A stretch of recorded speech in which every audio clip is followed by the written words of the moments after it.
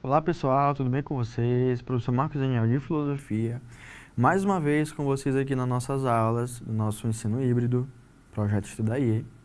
E hoje a gente vai dar continuidade ao que nós estamos trabalhando aqui neste segundo período, tá? E a gente está falando aqui, na verdade, ali da modernidade filosófica. Na aula passada a gente falou do Kant e o iluminismo, né? Falamos de como o Kant compreende o que seria o esclarecimento, como que seria a saída do homem da menoridade, o que seria o estado de menoridade. Na aula anterior a gente viu ali algumas características do iluminismo, né? Razão, liberdade, progresso. E na aula de hoje a gente vai continuar falando do Immanuel Kant, né? Só que a partir de um ponto de sua filosofia que é o criticismo, né? E aqui envolve um pouco mais de esforço para a gente compreender qual é o problema que o Kant está tentando resolver, tá? Então, só prestar atenção, fazer as anotações, que a gente vai compreender exatamente o que seria esse criticismo kantiano. E assim, esse ponto da filosofia dele é extremamente importante, né? Eu diria que aí é o eixo da filosofia kantiana. E vamos lá.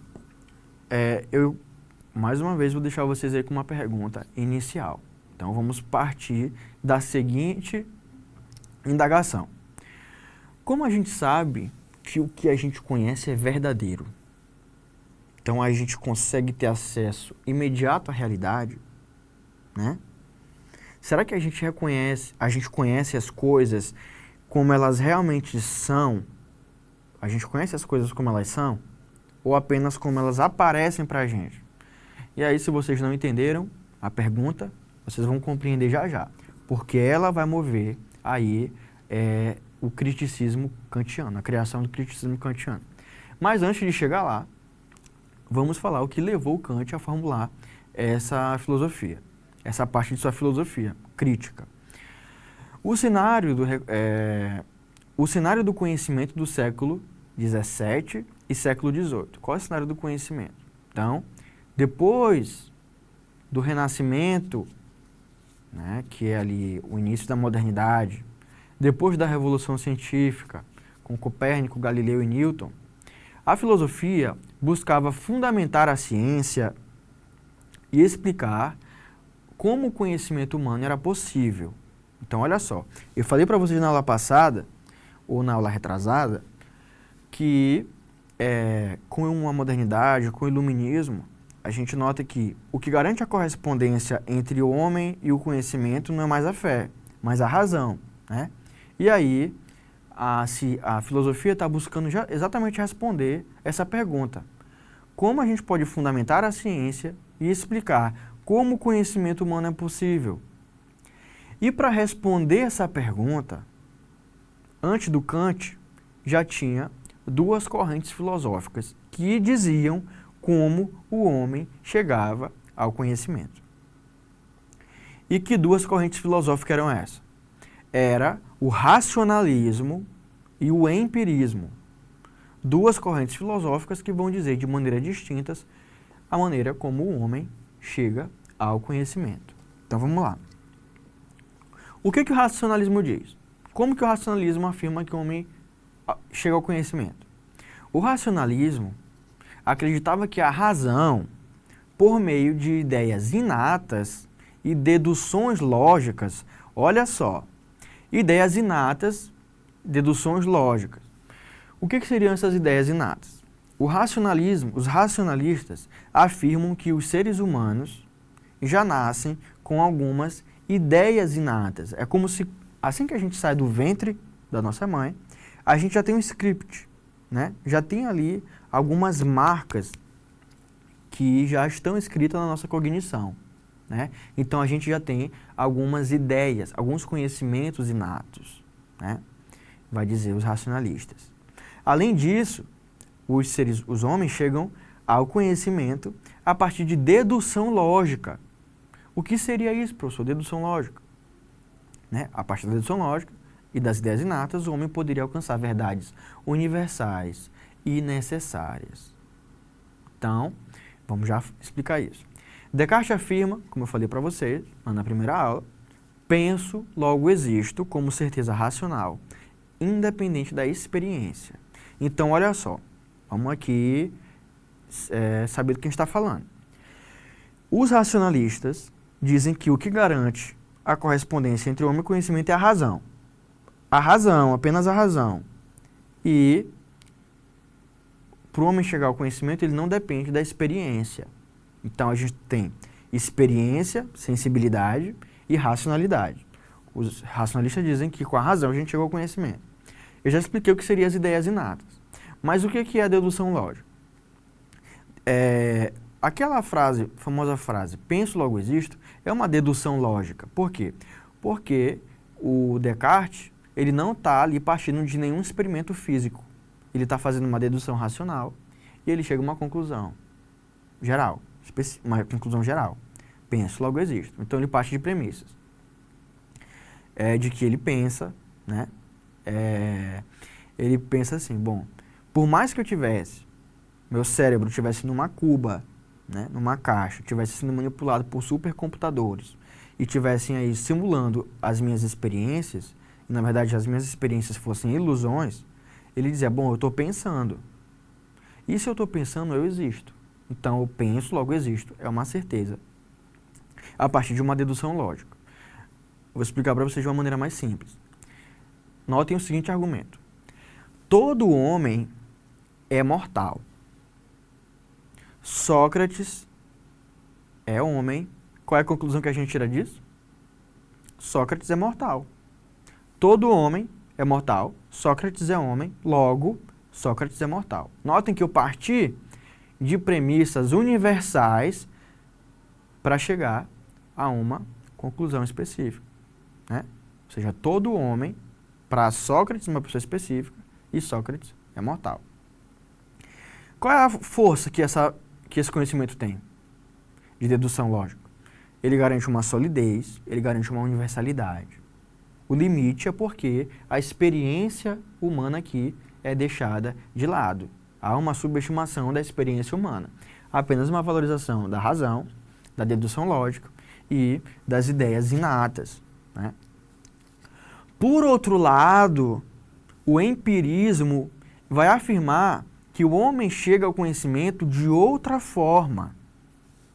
O empirismo defendia que todo conhecimento deriva das impressões sensíveis, logo, deriva da experiência sensível, dos nossos sentidos. Então, racionalista dizendo, o conhecimento, ele é alcançado pela razão. Empirista dizendo, o conhecimento é alcançado pela experiência, pela sensibilidade. Qual é o filósofo que explica isso? Por exemplo, o John Locke, né? O John Locke, ele vai trazer a ideia da tábula rasa. E aí, se os racionalistas dizem que os seres humanos nascem com algumas ideias inatas, escritas já na cognição desde que nascemos, ou seja, o homem nasce com alguns conhecimentos, os empiristas vão chegar a dizer, o homem é uma tábula rasa, ou seja, uma folha em branco. Ele não tem nenhum tipo de conhecimento quando ele nasce. Ele é uma folha em branco. E essa folha em branco, essa tábula rasa, ela vai ser preenchida pela experiência. Portanto, a gente vai adquirindo conhecimento ao longo das nossas vivências, ao longo da nossa vida, né? O outro filósofo é o David Hume. O Hume levou o empirismo ao limite, mostrando que não há garantia racional para conceitos como causalidade, né? Apenas hábito psicológico, hábito, experiência, né? E a força dessa filosofia é justamente explicar como adquirimos o conhecimento concreto. O limite é porque ela conduz ao ceticismo, porque ela não tem ela não assegura o conhecimento de maneira universal, né, para a ciência, como as deduções lógicas. E aí surge uma crise filosófica, né? Há uma crise dessas duas forças filosóficas dizendo como o homem chegou ao conhecimento. O racionalismo ele precisa dar bases sólidas, mas distante da experiência. Então ele valoriza a razão e despreza os sentidos. O empirismo ele era realista, Por quê? Porque ele valoriza a experiência humana, mas ele acabava em dúvida, em incerteza. E aí, se o racionalismo ele é pautado pela dedução lógica, ou seja, ele parte de premissas universais para chegar a uma conclusão específica, todo homem é mortal, Sócrates é homem, logo Sócrates é mortal. Aqui o empirismo, ele parte da indução. Olha só, racionalismo, dedução lógica. Empirismo, indução. O que seria a indução? Vamos lá, para chegar a um conhecimento, uma afirmação verdadeira, segundo os empiristas. Ele quer fazer uma análise para saber qual é a cor dos cisnes, digamos assim, um cisne. E ele vai lá, ele observa um cisne na Itália, nem sei se tem cisne na Itália. No Brasil, nem sei se tem no Brasil. Enfim, na Europa, na América. E aí, todos os cisnes que ele identificou é branco. Não tem nenhum cisne negro, não tem nenhum cisne azul. Todos os cisnes que ele identificou, que ele observou, são brancos. E aí ele chega a uma conclusão. Todo cisne é branco. O que a gente identifica aqui de diferente da dedução lógica? Se a dedução lógica ela parte por premissas universais, a indução ela parte de casos particulares para chegar a uma conclusão universal. Todo cisne é branco, né? Então, há essa diferença aí, né? E aí, nesse contexto dessa crise entre racionalismo e empirismo, surge o cara que vai resolver esse problema. Surge Immanuel Kant, né? Ele vai propor o criticismo. O criticismo é a filosofia que não vai dizer, eu estou com racionalismo, eu estou com empirismo. Não vai fazer essa escolha. O criticismo pega o melhor de cada um e diz os dois são necessários para chegar ao conhecimento.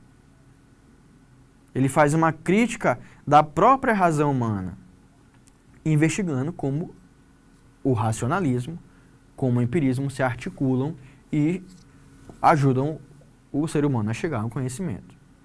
Então, o Kant, esse filósofo da Prússia, de 724 a 1884, ele vai afirmar que não basta a gente escolher um lado, racionalismo e empirismo. É necessário a gente criticar a razão. O que seria criticar a razão? É justamente questionar quais são as possibilidades de conhecimento. Como é possível eu chegar ao conhecimento? Como que é possível eu chegar ao conhecimento? O que eu posso conhecer? Quais são os limites da minha razão? Então Kant ele não está querendo aqui chegar à realidade em si. Ele está focando na razão. Até que ponto eu posso conhecer alguma coisa? Qual é o limite da minha razão para chegar ao conhecimento? Essa investigação recebe o nome de criticismo, né? Então a crítica aqui não significa censura, significa exame rigoroso, né? Assim como um juiz, por exemplo, analisa as provas antes de dar uma sentença, o Kant ele propõe que a razão julgue a si mesma. Ou seja, eu vou agora investigar os limites da minha razão, do meu conhecimento, examinar qual é a capacidade que a minha razão tem, né? E aí, se o conhecimento ele é resultado da experiência e das estruturas da mente, ele está unindo aqui empirismo e racionalismo. Até onde podemos confiar naquilo que a gente sabe sobre o mundo, né? Essa é uma pergunta muito importante. E, pois bem, ele vai dar a resposta. Segundo Immanuel Kant, existem algumas condições para o homem chegar ao conhecimento, né? Então, ele dá um grande valor à sensibilidade aqui. Ele não descarta a sensibilidade como os racionalistas, né? A nossa sensibilidade ela tem um papel muito importante para o homem adquirir o conhecimento. Por quê? Porque a sensibilidade ela nos fornece os dados das experiências. Ele vai chamar isso de intuição. Ou seja, a gente recebe a informação pela luz que chega aos nossos olhos, a gente recebe a informação pelo cheiro que chega no nosso nariz, pelo som que chega ao nosso ouvido, né? A gente recebe informação quando a gente toca em alguma coisa. Então, a sensibilidade, ela tem um papel de recolher, digamos assim, as informações. Então, ele não descarta a sensibilidade. Aí ele vai dizer, na nossa cognição, na nossa cabecinha, existem os conceitos. de espaço e tempo. Olha só, espaço e tempo são formas a priori da sensibilidade. O que significa formas a priori? A priori significa antes da experiência, a posteriori, depois da experiência. Então, existem algumas formas que estão aqui na minha cabecinha antes da minha experiência, dos meus sentidos entrarem em ação, que é justamente as estruturas que vão moldar as percepções, que é a ideia de espaço e tempo, né? O entendimento, ele organiza essas percepções que o meu sentido capta, né? O entendimento, as formas, né? A estrutura da minha cognição, ela organiza as informações que os meus sentidos captam por meio das categorias, né? Como causalidade, substância, né? Então, uma coisa é um jarro caiu porque a causa dele foi a bola ter batido nele e derrubou, né? Então, essas ideias de causalidade, substância, essas categorias já estão aí a priori na nossa cognição. Sem essas categorias do entendimento, as percepções, as informações dos sentidos seria apenas um fluxo caótico, né? Apenas sensação, né? Então, aqui é o exemplo que eu trouxe para vocês. Quando a gente vê uma bola quebrando um jarro, um vidro, a gente não apenas está percebendo dois eventos. A gente está pensando o quê? A bola causou a quebra, né? E aqui isso é categorias do entendimento. Além disso, o que leva o Kant a se preocupar com essas questões é o seguinte aspecto de sua filosofia. Vamos fazer aqui a separação entre o que é fenômeno e o que é o númeno. O que seria fenômeno? O que seria númeno? O fenômeno é aquilo que aparece para a gente. Então vamos imaginar aqui um círculo. Imaginem um círculo, tá? Imaginem um círculo. E dentro desse círculo, imaginem um círculo menor ainda, né? Então, o fenômeno, esse círculo maior é toda a realidade. Toda a realidade. Esse círculo menor é apenas aquilo que aparece para a gente. Aquilo que a gente capta da realidade. Então, o fenômeno é aquilo que aparece para a gente na nossa experiência, né?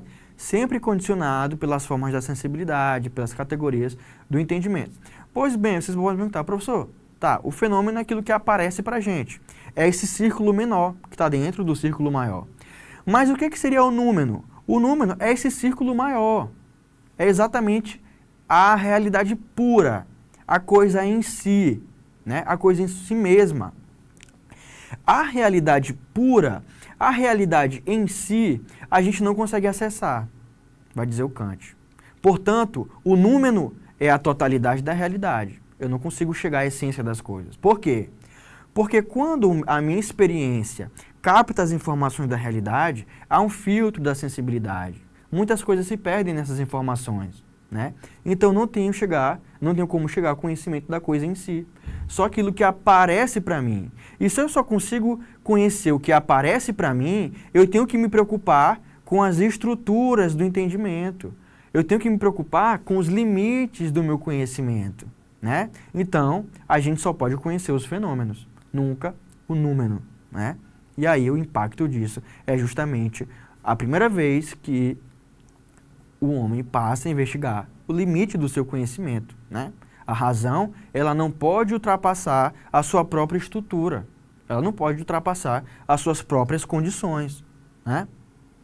E aí, ele compara a filosofia dele com a Revolução Copernicana, né?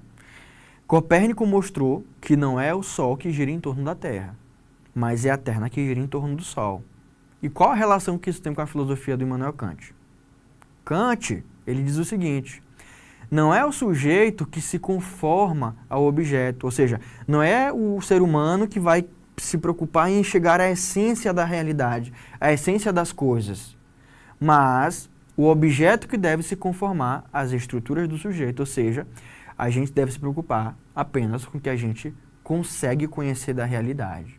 Então, nós não apenas recebemos o mundo, a gente também organiza segundo as nossas estruturas cognitivas. E é nisso que ele vai se preocupar. Pessoal, a nossa aula acabou. Eu vejo vocês na próxima aula. Aquele grande abraço e até mais.